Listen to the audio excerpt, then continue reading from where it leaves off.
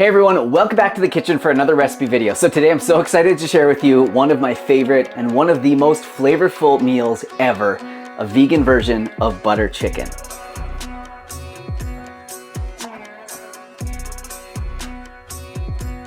So no, there's no butter in this, there's no chicken, but with this recipe, you are not gonna miss it. So this is obviously not a completely traditional recipe. I am just a vegan Canadian guy throwing a bunch of spices together in his kitchen, but this recipe is absolutely delicious. It's full of some amazing spices. It's got this delicious creamy base from coconut milk, and I'll give you a few protein options that are just perfect in here. I'm sure you've seen all the pre-made butter chicken sauces in the stores and noticed that they almost always contain dairy. Well, it's not that hard to make vegan friendly, and it actually doesn't take that long either. Because this recipe is so delicious, we are making a bunch today. So what I'm gonna show you here today probably makes around 4 to 6 servings. And of course, as usual, I'll put the recipe in the description box down below. So let's get cooking. Start by chopping 2 medium-sized onions and adding that to a preheated frying pan. While that's cooking, mince 4 cloves of garlic and grate a good-sized chunk of ginger. We freeze our ginger, which is why it's grating like this. Once the onions turn translucent and start to release their liquid,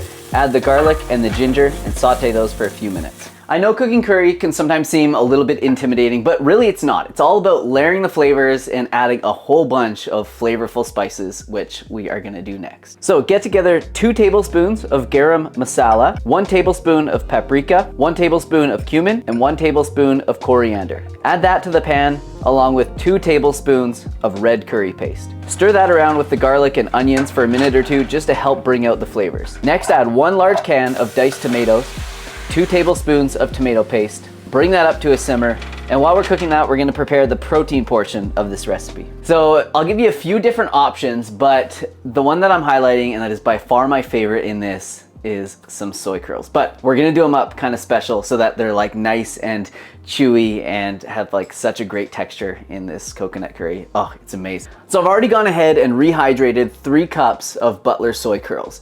So it'll take about 20 minutes with warm water, and then once they've absorbed about as much water as they can, you're gonna wanna strain off all the excess water and squeeze out all the liquid that you can out of them. Oh, I just broke it. Dang. Then in a nice big bowl, we're gonna make a coating for the soy curls. So this is half a cup of arrowroot starch. You could also use cornstarch instead. 2 teaspoons of paprika, 2 teaspoons of garlic powder, a half a teaspoon of pepper, and a half a teaspoon of salt. Mix that all up, then toss in the soy curls and try and coat them as evenly as possible. Saute the soy curls in a preheated pan with a touch of oil until they are nice and crispy. It should take about 12 to 15 minutes. And you can do this ahead of time if you want. So as an alternative, you can actually use tofu and that same coating, and you can come up with something that is extremely delicious. So I like to take 2 blocks of tofu and rip them up into pieces like this. Give it a good mix in that coating, then put it on a baking tray and bake it in the oven at 375 degrees for about 25 to 30 minutes. And if you wanted a totally soy-free option, you could always add a couple of cans of chickpeas to the sauce. So now that the soy curls are pretty much done, I'm gonna go ahead and add 2 cans of full-fat coconut milk to the sauce. Mix that all up really well, and then bring it up to a low simmer. So at this point, we haven't added any salt to the sauce. So we're gonna add 1 teaspoon of salt, and then just taste and adjust from there. And once you do that, then add those soy curls, mix it all up, and there you go. Vegan butter chicken. But not chicken, soy curls. Vegan butter soy curls. Vegan Butler soy curls. So I'm just having it pretty plain here, just with some white basmati rice and some freshly chopped cilantro. But of course, if you wanted, you could have a whole bunch of like cooked veggies on the side, or you could also cook some veggies into this. I think some frozen peas would be really good, and even some cauliflower would be really nice as well. But yeah, let me taste this and I'm gonna let you guys know how it is. Wow. It is absolutely incredible. It's not too spicy at all. Like, butter chicken is known for being like a beginner's curry, and that is exactly what this is. It's nice and sweet, even though we didn't have to add any sort of maple syrup or sugar or anything like that.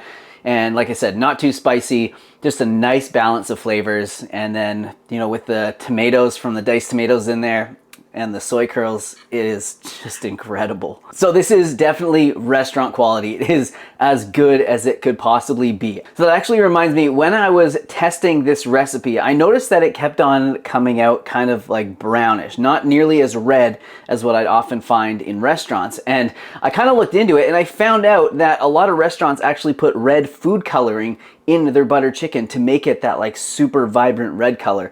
I'm sure there's some spices that can help as well, but yeah, that is what I read. So, you know, if you notice that it's not quite the same color as you're used to seeing, that could be one of the reasons. Yet another reason to make your food at home yourself, so you know exactly what goes in there. So hope you guys enjoyed the video. I hope that you enjoy this recipe. Definitely take the time to make it because it is absolutely incredible and it really doesn't take that long. It's not that complicated and I know you're gonna love it. So if you do make it, tag me on Instagram at Simnett Nutrition. You know that I love seeing your versions of my recipes.